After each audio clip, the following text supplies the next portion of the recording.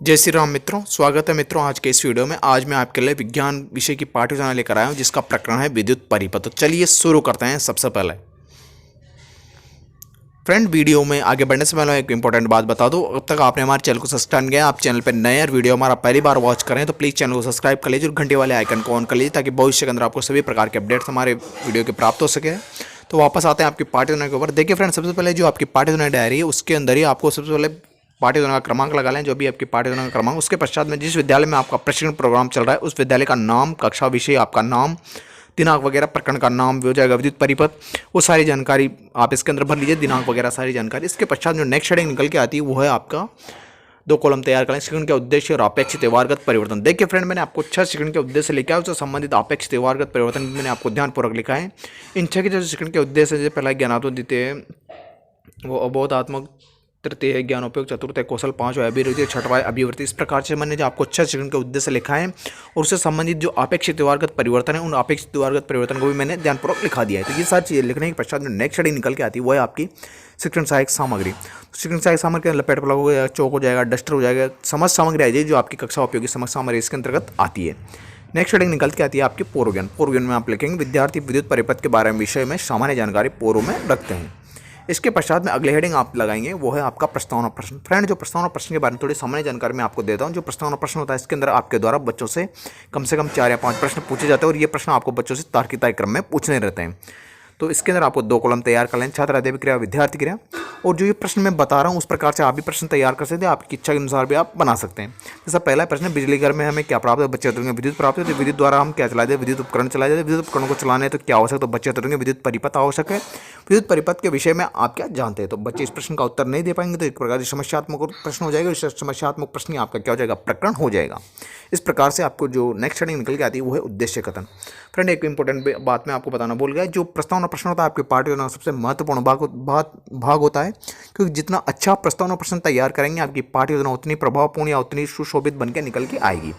इसके पश्चात उद्देश्य कथन लिख लीजिए और उसके उद्देश्य कथन के बाद में लिख लीजिए आप प्रस्तुतिकरण।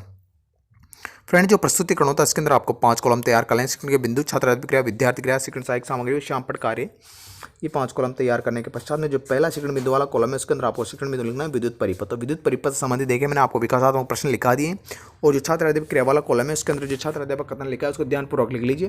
फ्रेंड, जो विद्युत परिपथ है विद्युत परिपथ के बारे में विस्तारपूर्वक मैंने इसके अंदर लिखा दिया है और विद्यार्थी क्रिया वाले कॉलम में आप लिखेंगे विद्यार्थी ध्यानपूर्वक सुनेंगे और अपनी पाठ्य पुस्तक में नोट करेंगे। और जो विधि हो जाएगी आपकी व्याख्यान विधि और जो सहायक सामग्री के अंदर आप चित्र, चार्ट, मॉडल जो भी तैयार करना चाहते हैं वो लगा सकते हैं और श्यामपट्ट कार्य ब्लैक चार्ट लगाएगा उसको आप परिपूर्ण कर लीजिएगा। द्वितीय शिक्षण बिंदु आता है आपका वो है विद्युत परिपथ के अवयव। फ्रेंड, विद्युत परिपथ के अवयव से संबंधित देखिए विकासात्मक प्रश्न में लिखा है कि विद्युत द्वारा किसमें प्रभावित बच्चे होते हैं? विद्युत परिपथ में विद्युत परिपथ कैसा बना होता है? बच्चे होते हैं बंद होता है। बंद परिपथ के अवयव कौन कौन से होता है? बच्चे होते हैं। समस्यात्मक हो जाएगा। विधि कौन सी हो जाएगी? आपकी प्रश्नोत्तरी विधि हो जाएगी। और आपका इसका जो श्यामपट्ट कार्य है वो श्यामपट्ट कार्य भी जो मैंने आपको छात्र अध्यापक कथन लिखा है, जैसे विद्युत परिपथ में शेल, बल्ब, स्विच, बैटरी व संयोजित तार मुख्य अवयव होते हैं। तो शेल विद्युत का मुख्य स्रोत होता है, तारों द्वारा विद्युत प्रभावित होती है। इस प्रकार से सारी जानकारी मैंने इसके अंदर दे दी है, ध्यानपूर्वक आप इसको लिख लीजिएगा। और जो श्यामपट्ट कार्य को कंप्लीट करने के जो आपको मैंने छात्र अध्यापक कथन लिखा है इसमें व्याख्या का लिखा है, तो इस व्याख्या को में से आप महत्वपूर्ण बिंदुओं को श्यामपट्ट कार्य के रूप में आप हिसाब से लिख लेते हैं। और उसमें अगर व्याख्या में कोई समस्या हो तो आप अपने हिसाब से एडिट भी इसको कर सकते हैं, जरूरी नहीं जैसा मैंने लिखा है उस चीज़ को आप लिख सकें। थर्ड जो सेकंड बिंदु आता है वो है आपका विद्युत स्विच। तो विद्युत स्विच से संबंधित देखिए मैंने विकासात्मक प्रश्न लिखा है, तो इन विकासात्मक प्रश्नों को आप लिख लीजिए।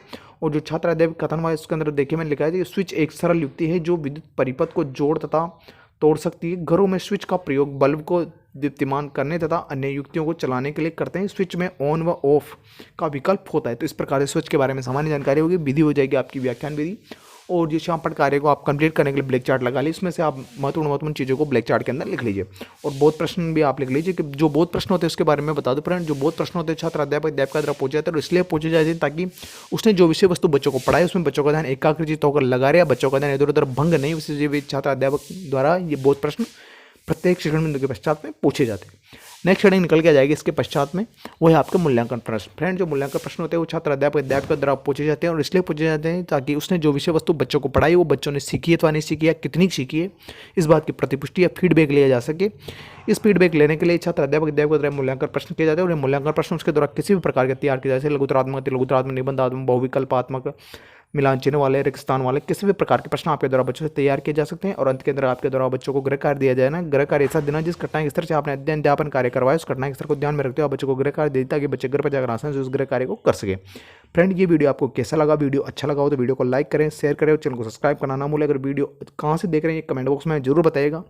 तो फ्रेंड, मिलते हैं नेक्स्ट वीडियो के अंदर, तब तक के लिए Jai Hind, Jai Bharat, Vande Mataram. Thanks for watching. Jai Hind, Jai Bharat, Vande Mataram. Friend, channel को जरूर सब्सक्राइब करें।